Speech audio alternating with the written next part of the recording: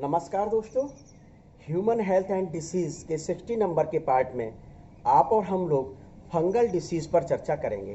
तो आपको यदि ध्यान होगा, पिछली वीडियो देखी होंगी, तो मैं उसमें आपको helminth disease, bacterial disease, viral disease पर चर्चा कर चुके हैं।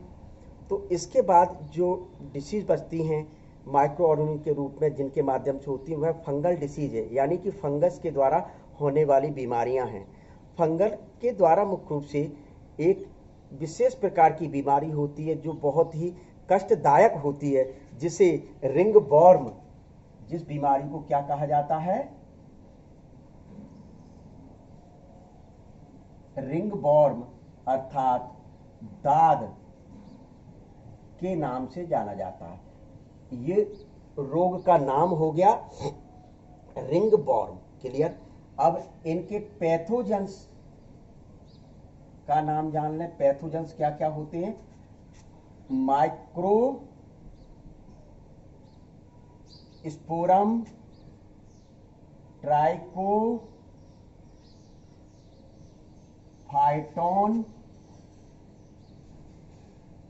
Fungus, etc.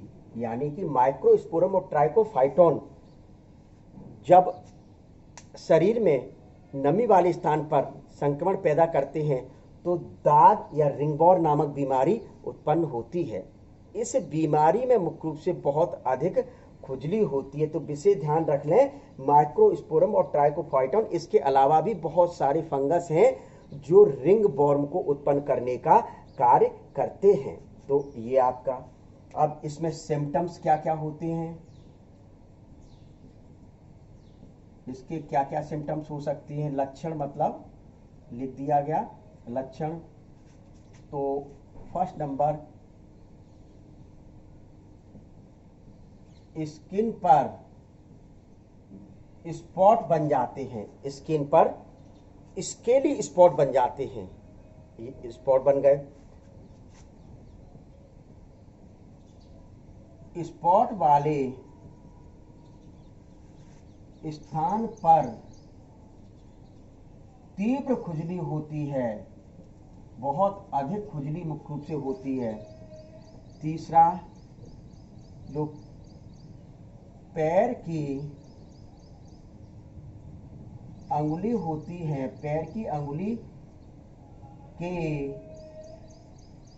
बीच में संक्रमण अधिक करते हैं। ऐसा क्यों? यानी कि जो स्थान कवर्ड रहते हैं अधिकांश, उस स्थान पर ये फंगल डिसीज उत्पन्न करते हैं। जिन स्थान बंद रहते हैं और वहाँ नमी पाई जाती है, क्या पाई जाती है? नमी पाई जाती है। उन स्थानों पर फंगस आक्रमण करके मुख्य रूप से रिंग वॉर्म नामक बीमारी उत्पन्न करने का कार्य करते हैं। तो ये सिम्टम्स हुए। फिर मोड ऑफ ट्रांसमिशन। तो मोड ऑफ ट्रांसमिशन क्या होता है? क्या मोड ऑफ ट्रांसमिशन? तो संक्रमण की विधि, इसका मतलब है संक्रमण की विधि, किस प्रकार से संक्रमण करते हैं। तो एक तो मिट्टी के माध्यम से संक्रमण करते हैं, मिट्टी के माध्यम से संक्रमण करते हैं।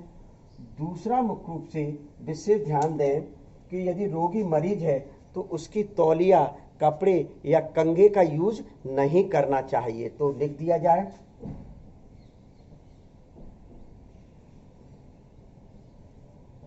संक्रमित व्यक्ति की तौलिया, कपड़े एवं कंघी का प्रयोग द्वारा संक्रमण। तो ये मिट्टी के माध्यम से अपने शरीर पर संक्रमण कर सकते हैं, और संक्रमित व्यक्ति की तौलिया है, कपड़े हैं, कंघी है, इनका प्रयोग करके भी मुख्य रूप से ये फंगस संक्रमण पैदा कर सकते हैं। तो बचाव क्या कर सकते हैं? ट्रीटमेंट में सबसे पहला तो यही कि संक्रमित व्यक्ति के तौलिया, कपड़े व कंघी का प्रयोग नहीं करना चाहिए, पहला। दूसरा नंबर, डॉक्टर की सलाह पर विभिन्न प्रकार की मेडिसिन प्राप्त होती हैं, उनके माध्यम से आप और हम लोग सुरक्षित रह सकते हैं। इसके बाद 70 नंबर का जो पार्ट आएगा, इस 70 नंबर के पार्ट में आप और हम लोग इम्यूनिटी सिस्टम के ऊपर चर्चा करेंगे।